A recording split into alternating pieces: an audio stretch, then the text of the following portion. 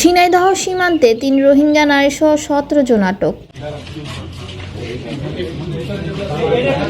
ঝিনাইদহের মহেশপুর সীমান্ত দিয়ে অবৈধভাবে ভারতে যাওয়ার সময় ৩ রোহিঙ্গা নারীসহ ১৭ জনকে আটক করেছে মহেশপুর ব্যাটালিয়ন ৫৮ বিজিবি। শুক্রবার রাতে উপজেলার সামন্তা বাঘাডাঙ্গা ও খোলসালপুর সীমান্ত এলাকা থেকে তাদের আটক করা হয়।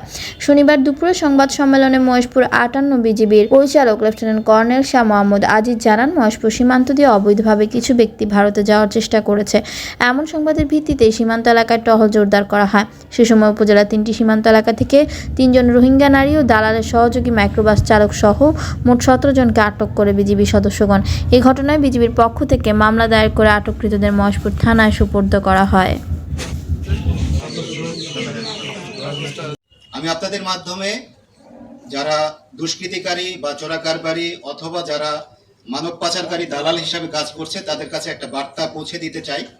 সেটা হচ্ছে যে তারা যদি ঝিনাইদহ বা মহেশপুর এলাকাকে তাদের পাচার করার রুট হিসেবে ব্যবহার করে তাহলে আমি বলবো তারা ভুল করছে।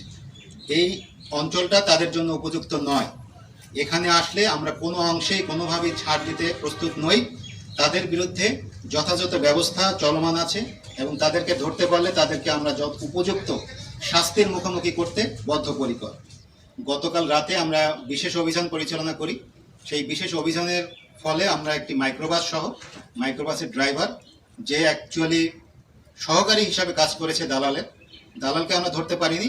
তার নাম ঠিকানা সমস্ত কিছুই আমাদের কাছে আছে। তাকে ধরার জন্য আমাদের অভিযান অব্যাহত রয়েছে। আমরা সর্বমোট 12 জন বাংলাদেশি নারী এবং 3 জন রোহিঙ্গা ভিকটিমকে ধরতে সক্ষম হয়েছি। সাথে একজন পুরুষ, সেও পার্শ্ববর্তী দেশে যাওয়ার অপচেষ্টায় লিপ্ত ছিল। গত 5ই অক্টোবরের পর থেকে অদ্যাবধি আমরা সর্বমোট প্রায় 230 জনের মতো নারী, শিশু এবং পুরুষ পাচারকারী সহযোগিতায় যারা ওপারে যেতে চাচ্ছিল এবং ওপার থেকে এপারে এসেছিল তারা ধরা পড়েছে।